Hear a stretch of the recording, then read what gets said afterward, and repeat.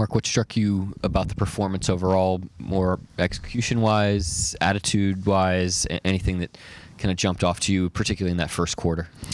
Yeah, we got off to a good start, and a good rhythm on offense and good intensity on defense. I thought Avdia has obviously played really high level over the course of the season. He had 16 free throws against us the first time we played him.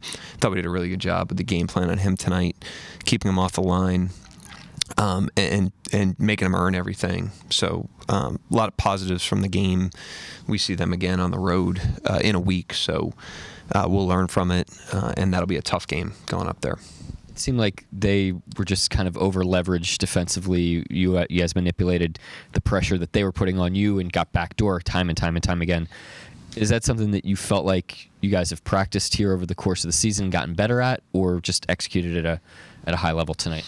Yeah, I mean, the pressure attacks have been a point of emphasis as more and more teams have done it. You know, it's becoming more common that teams are playing you up the floor like that. And so, you know, just like any other attack, zone or blitz or switch, you develop kind of a package against it, and the guys develop certain skills against it that are impactful. And I thought we got some of those in the game when they went man-to-man at the beginning of the game. They played a lot of zone tonight, but I thought the attacks were strong. Seemed like you guys were playing with a specific purpose on both ends of the floor, particularly Shai. What did you just think about the way he set the tone for you guys on both ends of the floor? Yeah, I mean, I thought he was in character. The guys were all in character tonight in terms of just competing together and trying to find the best shot on offense and trying to cover for each other and be a five-man defense on the other end of the floor. So I thought we brought that. I thought Shai brought that. I thought all the guys did a great job there. And when we talk about AJ, we mostly talk about him with the ball in his hands, but him off the ball has shined a lot lately. Just what do you think about that growth in his game, particularly coming off the bigs? Yeah. Sorry. Yeah, he's, you know, that's part of what makes him a really impactful player and a versatile player in terms of who you could put him on the court with, is that, you know, he can create, obviously, and touch the paint with the ball in his hands, but he also is a really good active spacer. He is a good runner. He's a good corner spacer, and can initiate, you know, with another creator on the floor and then play off that guy. So he's got a versatile skill set on offense that helps us in a lot of different ways, and, you know, that was obviously evident tonight. Look like your guys had just a lot of energy to start off, and I mean, 45 field goals, 32 of those were assisted. My guys were just sharing the ball pretty good tonight. Yeah, I mean, thought we did a good job of moving it ahead of them, taking what they gave us. I think when a team plays as aggressively as they do on the ball and in help, you have to beat that team with the pass. You know, you can't try to play in a crowd against them, against their pressure and their help. They're kind of a swarming team. So I thought the guys recognized what the game was going to require and played to that on most possessions, and we ended up with some good shots because of it. Did you, the first time they beat you out there, anything you take from that maybe you took into tonight's game, adjustments or anything? Yeah, I mean, I think every time you play a team, you just want to develop, you know, your plan against them and a familiarity with their players. This team in particular has a lot of strong-handed players. They drive the ball to a strong hand quite a bit, and, you know, that was a point of focus because each time you play them, that's not going to change. You know, so each time you play them, you can develop that. I mentioned the Avdia thing. You know, he really hurt us when we were up there last time, and I thought we took the lessons from that from a game planning standpoint. So there were some positives there, but, you know, we have to go and try to improve that again on Sunday against them because it'll be a tough game and a tough environment. Not sure if it was like planned or not, but how much did, I guess, Portland not having a starting point guard kind of fuel Shai's hot, aggressive offensive start? He's always pretty aggressive. You know, he's got his foot on the gas from the jump. Sets a great tone for us. You know, I don't think he's, you know, overly concerned with what the other team's doing, to be honest with you. I think he has a bar that he wants to reach every single night and has really conditioned himself to reach it, and he's ready to play every single night.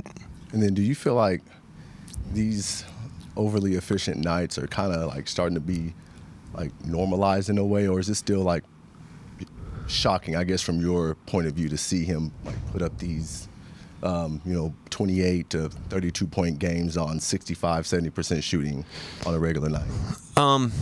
I mean, nothing that he does at this point surprises me, but it's impressive nonetheless. And that's not just him. I mean, the guys that they know their game and they play it consistently and they play it well, and so we appreciate the contributions everybody makes to the team, but are not surprised at this point just because of how consistently the guys play to their individual identities.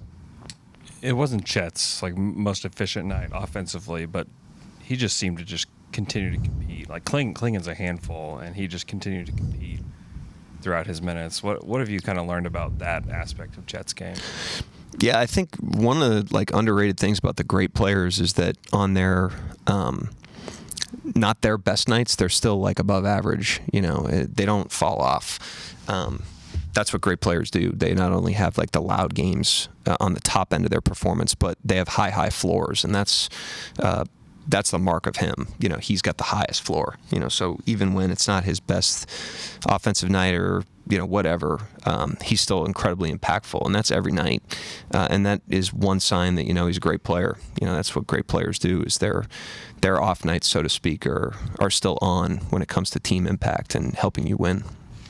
You mentioned the ball movement. Jay Will had, I think, 4 assists in his first 5 minutes on the floor. Can you speak to not only his passing ability, but also his willingness to make that extra pass? It seems like he's the most fired up when he's setting up his teammate. Yeah, he's just a total team guy. He does all the things that are investments in the team. He's a great ball mover. He's a great screen setter. He's a great communicator, great block out rebounder. He takes charges. He does all the dirty work. That teams need, and he embraces that, and that's, I think, one of the reasons why he has such respect in the locker room, is because of his commitment to those things. The guys don't take that for granted when it comes to him. Mark, we're only 20 games, or less than 20 games in here, but defense has just been absolutely dominant, and this is coming off of another regular season where you guys were really good on that end. How have you guys sort of improved this season off the backs of a dominant regular season last year? I'm not necessarily comparing. I just think we go out every night, compete as best we can, try to improve our habits and our fundamentals throughout the course of the season, learn from every game, and then rinse and repeat. But you're only as good as you are in the next game, the next moment. Against Utah in the first quarter, we were kind of on our heels. We gave up 44 points. So it's nothing from the first 20 games or last season carries over. You got to go do it again. But this is a team that understands that. It's one of the things I appreciate about them. So, we got to learn from tonight and then drum it back up on Wednesday. Then last question for me. Can you just talk a little bit about what Chris Paul means to OKC and this specific team? Well, I mean, obviously one of the great point guards in the history of the game, and one of the great players of this generation. And he's been here twice. He was here when the team relocated here prior to the Thunder coming here, and then had a great resurgent season.